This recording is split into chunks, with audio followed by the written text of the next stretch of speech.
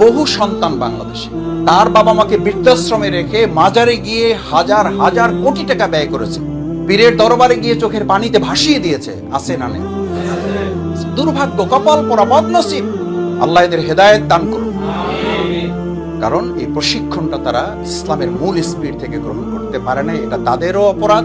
আর তার চেয়ে বড় অপরাধ, এই রাষ্ট্রীয় ব্যবস্থাপনায় শিক্ষা ব্যবস্থাকে যেভাবে ঢেলে সাজালে এই মানুষেরা তা জানতে পারত, সেই জানার সুযোগ এই রাষ্ট্র ব্যবস্থা গ্রহণ করে নাই, বরং এই প্রক্রিয়াটাকে তারা এমন ভাবে উৎসাহিত করেছে যে মূল ইসলাম থেকে যেন এরা কি হয়ে যায়, এটাকে প্রমোট করা হয়েছে। সেই জন্য তাফসির করতে, মুফাসসিরে কোরআনদেরকে ওয়াজ মাহফিল করতে, ইসলামী জালসা করতে 17 জায়গায় অনুমতি নিতে হয়, কিন্তু মাজারে জশ্নে জুলুস করতে বরং 17 জায়গার লোক শুধু যায় না, 17 জায়গার সংস্থার লোকেরা ওটাকে